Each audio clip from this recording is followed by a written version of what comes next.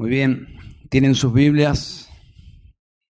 Tengo que cuidarme en el tiempo de canto porque comienzo a cantar y me quedo sin voz. Gracias, hermanos del Ministerio de Alabanza. Realmente ha sido una bendición.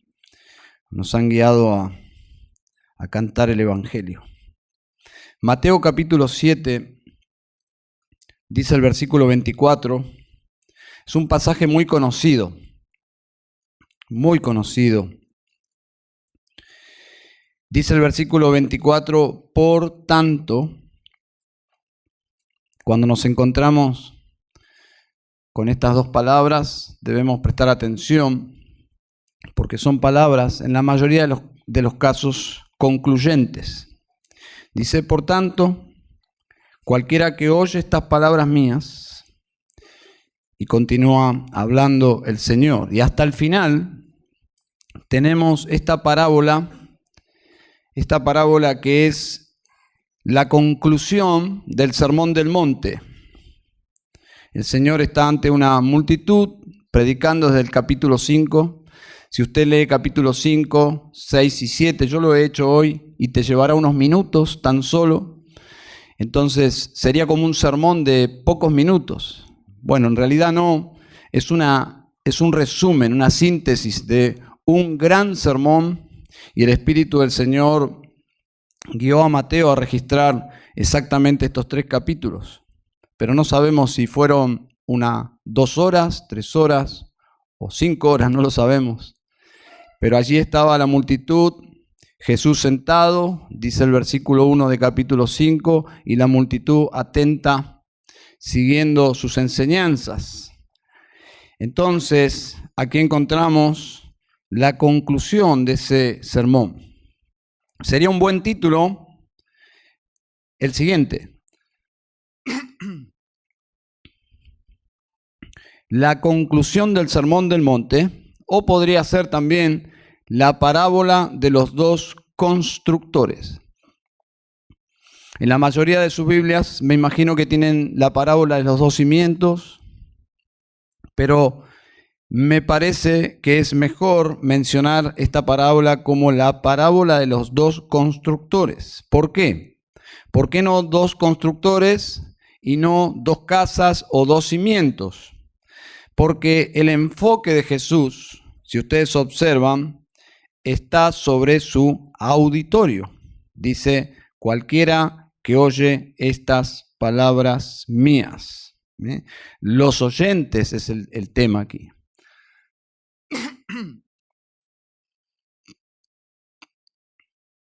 Así que tenemos los oyentes que son representados en 2 clases como 2 constructores, ¿bien?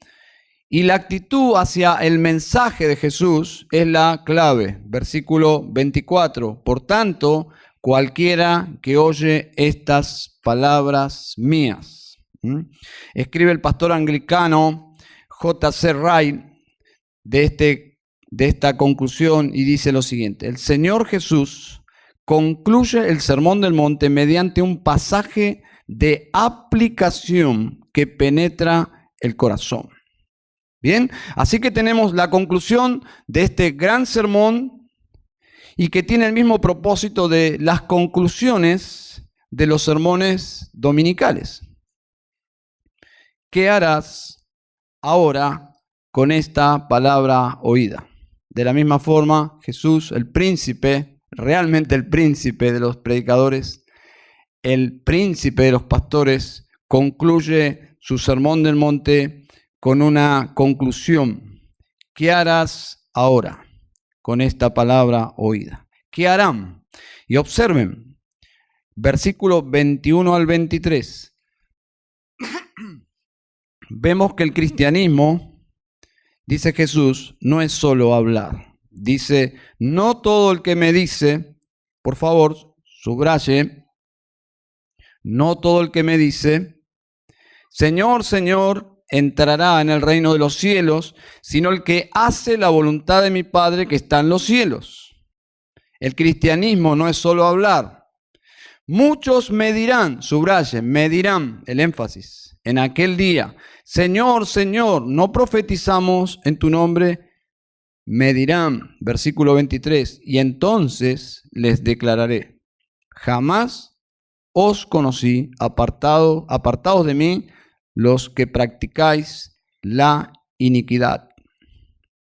Entonces, en la conclusión de su sermón, desde el versículo 24 hasta el final, Jesús dirá básicamente, el cristianismo, la fe verdadera, no es solo hablar, pero tampoco es solo oír. Y ese es el tema de nuestra parábola. Es más que hablar y es más que oír. Jesús lo dijo de esta forma. Juan 13, 17. Si sabéis esto, seréis felices si lo practicáis. ¿Se dan cuenta del equilibrio perfecto? Vamos a leer. Dice el versículo 24. Por tanto, cualquiera que oye estas palabras mías y las pone en práctica, será semejante a un hombre sabio que edificó su casa sobre la roca. Y cayó la lluvia, vinieron los torrentes, soplaron los vientos y azotaron aquella casa, pero no se cayó porque había sido fundada sobre la roca. Y todo el que oye estas palabras mías y no las pone en práctica, será semejante a un hombre insensato que edificó su casa sobre la arena, y cayó la lluvia, y vinieron los torrentes, y soplaron los vientos, y azotaron aquella casa, y cayó, y grande fue su destrucción. Así que tenemos una multitud atenta, siguiendo el sermón, y en su conclusión escuchan estas palabras. Una multitud de oyentes, y concluye de esta manera. Jesús dejando bien en claro que solo hay dos maneras de vivir, hay dos consecuencias de acuerdo a la elección, y son consecuencias eternas. El que oye estas palabras mías y las pone en práctica, número uno. Número dos, y todo el que oye estas palabras mías y no las pone en práctica. Así que el mensaje de Jesús es determinante.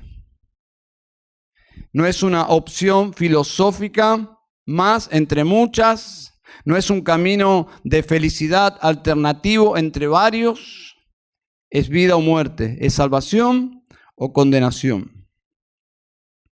Su sermón era diferente a todo lo que ellos estaban acostumbrados a oír. Observen, versículo 28. Cuando Jesús terminó estas palabras, las multitudes se admiraban de su enseñanza, porque les enseñaba como uno que tiene autoridad y no como sus escribas. Podríamos decir, Jesús predicaba diferente que sus escribas. Podríamos decir en el día de hoy, de sus pastores. Jesús predicaba diferente que sus pastores, que sus escribas. La enseñanza de Jesús es sublime, la autoridad de Jesús es sublime. Entonces, esta parábola tiene una división natural de dos partes. Vamos a detenernos y analizar la conclusión del Sermón del Monte. En una clase de homilética, normalmente el alumno que está exponiendo su sermón está frente a sus pares, alumnos, y sus pares más sus profesores o profesor tienen que evaluar su sermón. Bueno, vamos a evaluar, seguramente le vamos a poner un 10 al Señor, pero vamos a evaluar el contenido de su conclusión. Y tiene naturalmente dos partes, versículos 24 y 25, el constructor sabio, versículos 26 y 27, el constructor insensato. Nosotros allí, entre la multitud, tomando nota, ¿no?, del sermón del Señor Jesús. Observen que no dice nada que se diferencien las casas. Podríamos decir que son dos casas iguales. Es un dúplex, solo que tienen diferentes cimientos. Las casas representan la vida de ambos hombres y representan la vida de nosotros, de los que seguimos las enseñanzas de Jesús.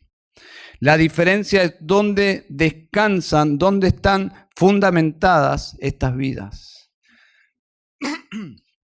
A ambos, observen, les suceden las mismas cosas, porque están en el mismo vecindario y los hombres están en el mismo mundo. Por lo tanto, comparten el mismo barrio, que es este mundo. Y estas casas sufren las mismas cosas, el mismo clima, la lluvia, dice allí, los torrentes y los azotes del viento.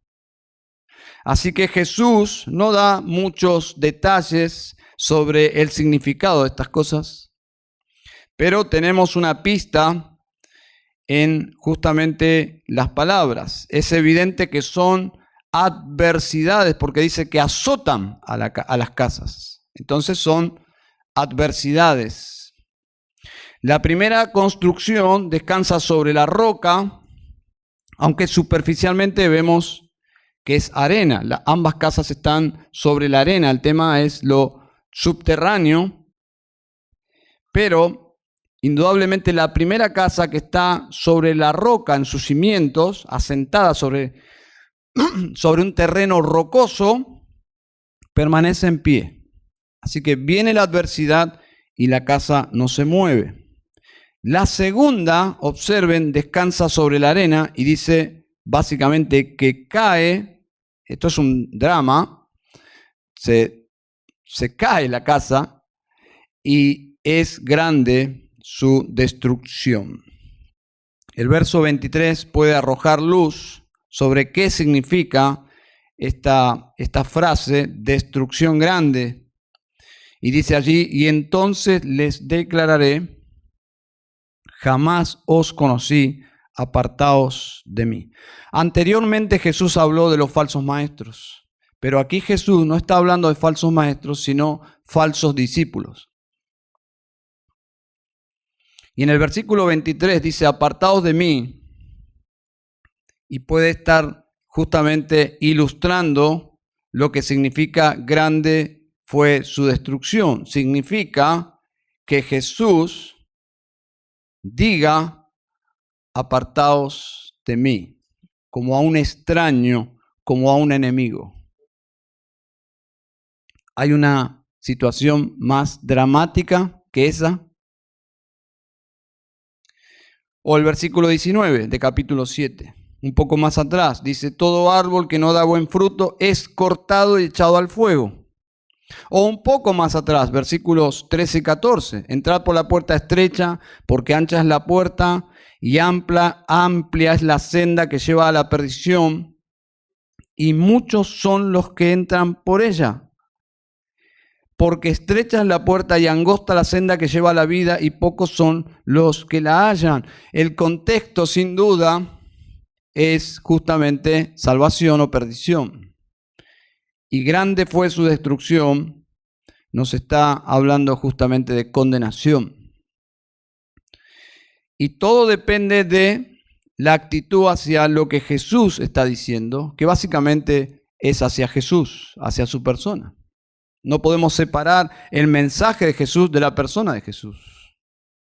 Entonces, sin dudas el contexto es ser aceptado o ser rechazado, es entrar al reino o ser excluido del reino. Eso es lo que básicamente es el contexto. Entonces esta frase, grande fue su destrucción, está hablando de condenación. Versículo 24 dice, por tanto, cualquiera que oye estas palabras mías, al terminar Jesús su mensaje, dice, ¿qué harás ahora con lo que oíste? Santiago lo dice de la misma forma.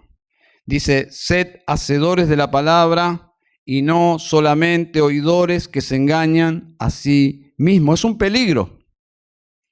un peligro latente para los seguidores de Jesús. Santiago 1:22. Así que la gente está asombrada, pero se necesita algo más que admirarse de Jesús. Se necesita más que admiración por Jesús. Jesús es un gran maestro, pero es más que eso. La multitud está maravillada, pero se necesita más que eso para entrar en el reino. Nicodemo, ¿recuerdan Nicodemo, Juan capítulo 3? Un maestro, un teólogo. Jesús dice, el maestro de Israel, quizás uno de los más prominentes. Viene a Jesús de noche muy maravillado por las señales de Jesús. Muy maravillado. Este hombre que tenía un conocimiento de la Escritura increíble, maravillado, Jesús lo mira y le dice, te es necesario nacer de nuevo. Por lo tanto, toda su fe estaba fundamentada en un sistema arenoso, un sistema de salvación por obras, de méritos. Y Jesús derrumba esa filosofía de salvación por obras. Básicamente todo el Sermón del Monte, Mateo 5, 6 y 7, es la destrucción de todo el sistema filosófico, espiritual, teológico de los fariseos, de los escribas. Está mostrando Jesús cómo ellos interpretaban incorrectamente la ley de Dios. Ahora miren la respuesta de los falsos maestros. Profetizamos en tu nombre, echamos fuera demonios, hicimos muchos milagros. Los verbos son todos verbos pasados, es decir, son obras ya realizadas, efectuadas. Es decir, estas personas tienen su esperanza de salvación, ellos descansan para la salvación de sus almas en las obras realizadas por ellos. Es decir, la arena de la religión por obras. Muchos me dirán en aquel día, Señor, Señor. Muchos son los mismos del camino ancho que lleva a la perdición. ¿Qué es aquel día, Señor? ¿Qué es aquel día, Señor? Bueno, sin dudas es el día del juicio frente a Cristo. Es el gran día. Segunda de Timoteo 4:1 dice, Cristo Jesús, que ha de juzgar a los vivos y a los muertos por su manifestación y por su reino. Ese es el gran día. Muchos me dirán en aquel día, Señor, Señor. Es decir, gente autoengañada. Señor, Señor. Se atreven a decirle al Señor, Señor, Señor, porque ellos están convencidos que es el Señor de ellos. Y argumentan, eres nuestro Señor, hicimos esto en tu nombre, hicimos esto en tu nombre, hicimos esto en tu nombre. O sea, están argumentando porque están convencidos. La respuesta es aterradora. Jamás os conocí. Hicimos. Traducido es arena, arena, arena. Un fundamento inestable, ineficaz, falso. Aunque estas obras hoy, es interesante, porque estas obras hoy son, según muchas corrientes teológicas y quizás un movimiento enorme mundial, considera estas obras como evidencia del evangelio completo. ¿Qué quiero decir con esto? Que el evangelio sin estas cosas es un evangelio incompleto. Si no hay justamente milagros, poder, liberación, entonces no estás predicando el evangelio. Este movimiento que es masivo y ampliamente aceptado por miles y miles y miles y millones de personas, observen la valorización que Jesús hace de esto. Dice, entonces les declararé, jamás os conocí. No es evidencia de nada. No es evidencia absolutamente, ni siquiera de salvación, y mucho menos de un evangelio verdadero. El asunto no es si hicieron o no hicieron. Lo más probable es que sí hicieron, porque Jesús no les dice, apartaos de mí, mentirosos, ustedes nada hicieron, ¿no? Simplemente acepta a Jesús que es real lo que hicieron, pero que ellos no son conocidos en el reino de los cielos. no están en la lista. Ustedes escucharon lo que ha sucedido, algunos me imagino que han escuchado de este abuelito que compró entradas para ir a ver a su equipo de fútbol y le vendieron entradas falsas.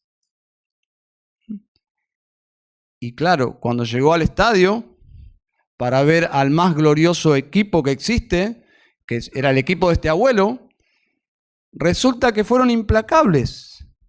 No entró. Pero estamos hablando de un abuelito jubilado que ha sido engañado. No importa, no entró.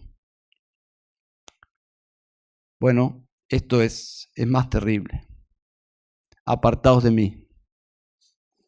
Apartaos de mí. Pero Señor, hicimos. Nunca os conocí. No es un tema de obras, sino de relación, porque Jesús dice, jamás os conocí. Ahí está el punto. La entrada al reino de Dios es por relación. Si Jesús te conoce, te va a pegar un abrazo de bienvenida y vas a entrar. Como cuando uno llega a casa, ¿no? Si un extraño llega a tu casa, toca el timbre y te dice, hola. Hola, nada, no entra, ¿no? Pero si llega tu hijo, hola, un abrazo, un beso. ¿Por qué? Porque es de la familia. Estos no son de la familia. Dice, apartaos de mí, jamás os conocí. Versículo 28, las multitudes se admiraban. Vemos una multitud intelectualmente impactada, emocionalmente involucrada, pero es la misma multitud que luego grita, crucifíquenle, crucifíquenle. Así que esta admiración es superficial. Pero todavía hay una diferencia con conocer realmente a Jesús. No es solo admirarse y emocionarse. Puedo estar tan altamente impactado o intelectualmente asombrado por las doctrinas del cristianismo, las doctrinas de la gracia, tan impactado e intelectualmente vislumbrado por su belleza, su argumentación precisa y preciosa, que pierdo de vista a Cristo. Ojo, cuidado. Hay un hermano que es periodista que escribió lo siguiente, dice, hay quienes hablan de Cristo con C minúscula y de Calvino con C mayúscula y en negrita, deshonrando a Dios. Cuidado. Indudablemente las doctrinas de la gracia nos emocionan. Pero amada iglesia y amigos que nos visitan, hay una sola respuesta correcta y no es hicimos. La respuesta correcta es tú hiciste, Jesús. Tú hiciste todo lo necesario por nosotros en la cruz. Tú lo hiciste. Esa es la correcta interpretación del cristianismo. No es ascendentes, descendentes, lo que Él hizo por nosotros, que nos puede poner bien con Dios. ¿Quieren oír de una casa edificada en la roca? Su historia contada en primera persona. Les leo. Si no hubiera sido por la bondad de Dios en enviar una tormenta de nieve, una mañana de domingo mientras estaba yendo a cierto lugar para adorar, cuando no pude seguir adelante, doblé en una calle lateral y llegué a un pequeño templo. En ese recinto había unas 15 personas. El ministro no fue esa mañana, supongo que por la nieve. Finalmente un hombre muy delgado, un zapatero o un sastre o algo por el estilo, subió al púlpito para predicar. Ahora, es bueno que los predicadores sean instruidos, pero este hombre era verdaderamente sencillo. Él estuvo obligado a pegarse a su texto por la simple razón de que él tenía muy poco para decir. El texto era el siguiente. Isaías 45:22. Mirad a mí y sed salvos todos los términos de la tierra. Él ni siquiera pronunciaba las palabras correctamente, pero eso no importaba. Había esperanza para mí en ese texto. El predicador comenzó así: mis queridos amigos, este es un texto muy simple verdaderamente. Este dice, mirad. Ahora bien, mirar no requiere un montón de esfuerzo. Esto no es alzar su pie o su dedo, es solo mirar. Bien, un hombre no necesita ir a la universidad para aprender a mirar. Usted puede ser el tonto más grande y sin embargo puede mirar. Un hombre no necesita 1000 años para ser capaz de mirar. Cualquiera puede mirar, incluso un niño puede mirar. Pero luego el texto dice, mirad a mí. Ay, dijo él, muchos de ustedes están mirándose a sí mismos, pero no hay provecho en mirar allí. Nunca encontrarán bienestar alguno en ustedes mismos. Jesucristo dice, mirad a mí. Entonces el buen hombre continuó con su texto de esta manera. Mirad a mí, yo estoy sudando grandes gotas de sangre. Mirad a mí, estoy colgado en la cruz. Mirad a mí, estoy muerto y enterrado. Mirad a mí, yo me levanté de nuevo. Mirad a mí, ascendí a los cielos. Mirad a mí, estoy sentado a la diestra de mi Padre. Oh, pobre pecador, mira a mí, mira a mí. Cuando él había llegado hasta ese tramo y logrado extenderse unos 10 minutos, estaba al fin de sus recursos. Entonces miró en el salón y me animo a decir que con tan pocos presentes, él sabía que yo era un extraño. Fijando sus ojos justo en mí, como si conociera todo mi corazón, me dijo, joven muchacho, luces muy miserable. Bien, ciertamente que era así, pero yo no estaba acostumbrado a recibir ese tipo de comentarios desde el púlpito sobre mi apariencia. Sin embargo, este fue un buen golpe, dado justo en el punto. Él continuó, y tú siempre serás miserable. Miserable en la vida y miserable en la muerte, si no obedeces mi texto. Pero si obedeces ahora, en este momento, serás salvado.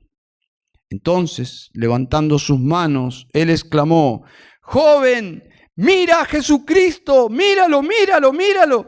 No tienes otra cosa que hacer sino solo mirar y vivir. Inmediatamente vi el camino de la salvación.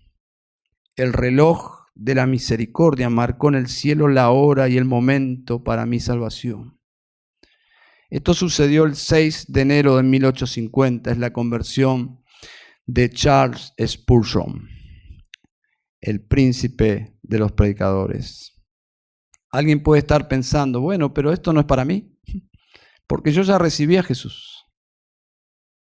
Yo ya soy cristiano. ¿Y ahora qué sigue, pastor? Porque esto ya es tan básico, tan elemental. Jamás, hermanos, jamás fue un error que me siguió gran parte de mi vida cristiana. Jamás debemos ver el Evangelio como algo sencillo, básico, el ABC, la primaria, y que ya queda atrás porque hay cosas excelentes y superiores. No hay tal cosa. ¿Dónde dice eso? Bueno, Colosenses 2, 6 y 7 dice, por tanto, de la manera que recibisteis a Cristo Jesús el Señor, así andad en él. Firmemente arraigados, es decir, hacia abajo, y edificados hacia arriba en él. No nos movemos de Cristo. No nos movemos de Cristo. Pero a la vez dice, andad en él. ¿Cómo? De la manera que recibisteis a Cristo Jesús, el Señor. ¿Cómo lo recibimos? Lo recibimos en fe, en quebrantamiento, en confesión, lo recibimos como autoridad, como Señor, y nos rendimos a Él. De esa manera, dice Pablo, seguid, continuad. Es todo el camino. No solo es la entrada, es todo el camino que te lleva a la gloria. Este es el énfasis de la parábola. No solo es decir, no solo es oír, no solo es admirarse, no solo es emocionarse, no solo es comentar en Facebook. Es conocerle. Dice, por tanto, cualquiera que oye estas palabras mías y las pone en práctica. No solo es oír, la evidencia es confiar. Eso es lo que significa pone en práctica. Es el inicio que pone en acción en mi propia vida la palabra de Dios. En el mundo evangélico contemporáneo es una rareza, es algo muy extraño pedir a los oyentes examinarse. Tengo un amigo pastor que lo expulsaron de su iglesia porque su último sermón fue pedirle al auditorio que se examinen. Es políticamente incorrecto esto. Pero ¿saben una cosa? Fue algo muy normal en la antigüedad y muy constante. Los puritanos le pedían a sus pares que continuamente examinen su fe. Spurgeon lo hacía y continuamente. Spurgeon le predicaba a una multitud de miles. Él no asumía que todos eran nuevos, que todos habían nacido de nuevo. Martin Lloyd-Jones le pedía a su auditorio que se examinaran. Jonathan Edwards y los puritanos, y podría seguir y seguir. Pero hoy en día es políticamente incorrecto. Quien trajo nuevamente esta práctica antigua, bíblica, en sus sermones fue, sin dudas, Pablo Washer.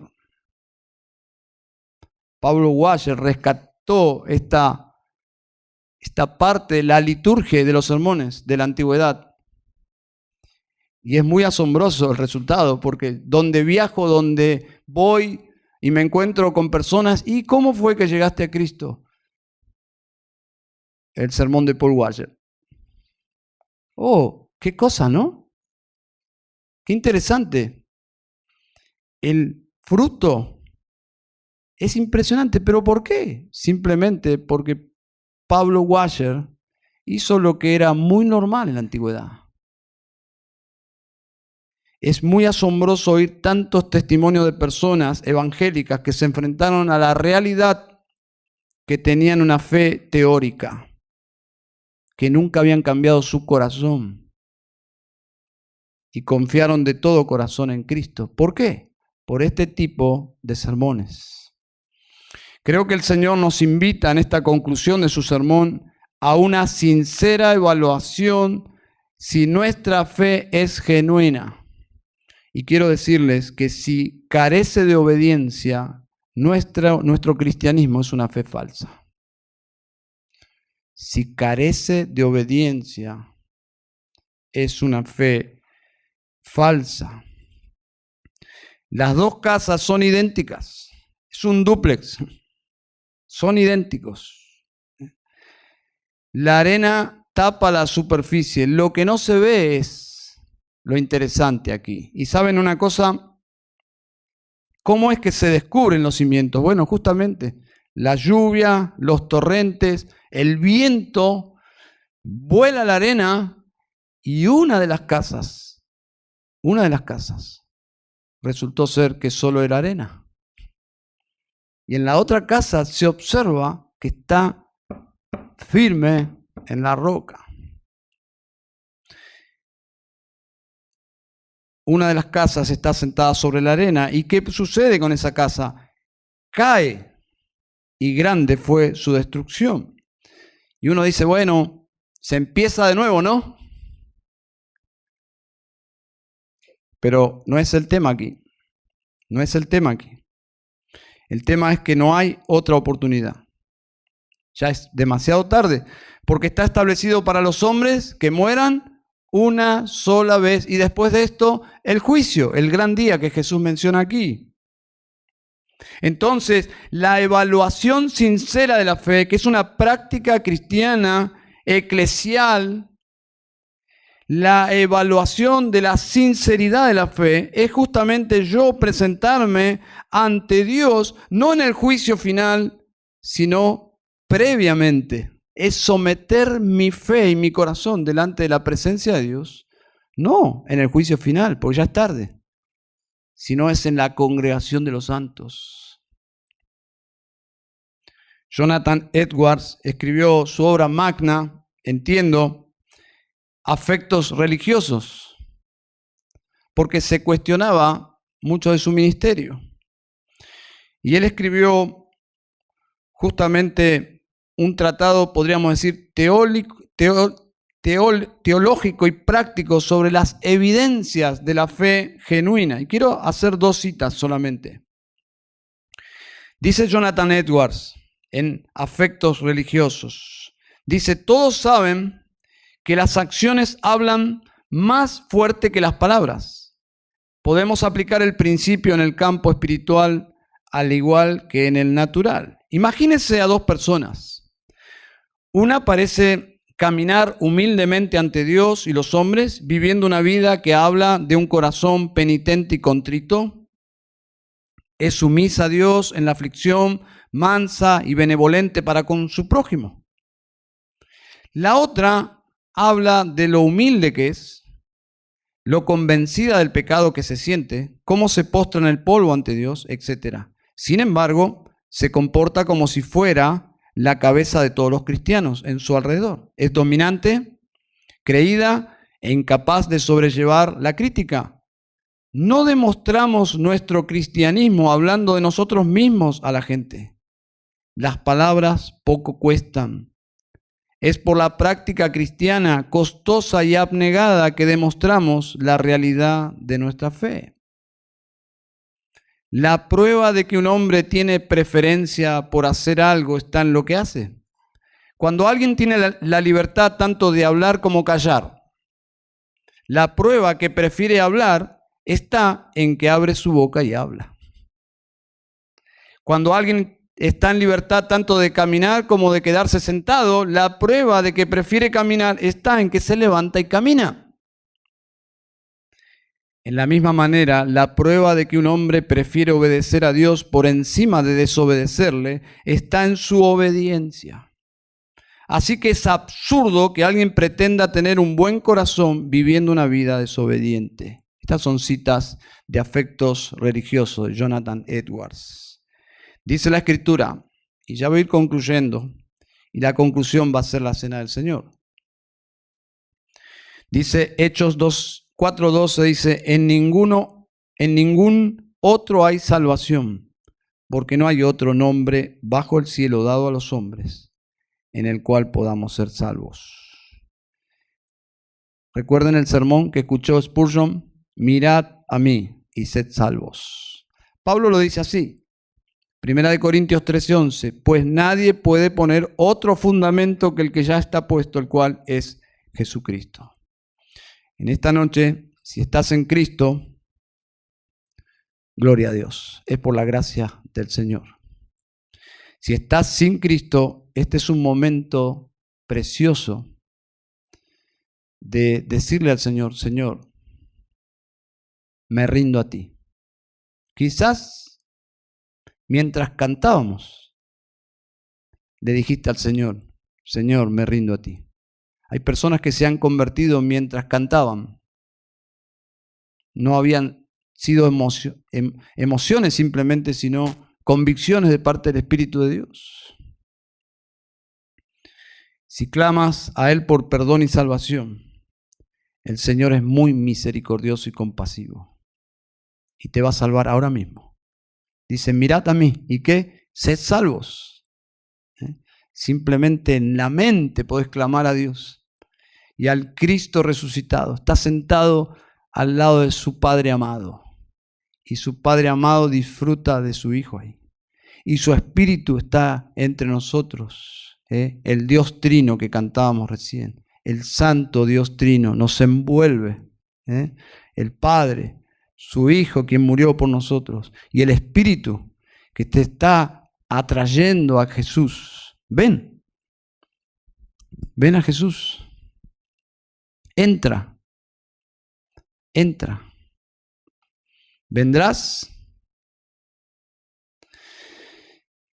Y los que ya entramos, de la manera que le recibimos, andemos en Él. Amén.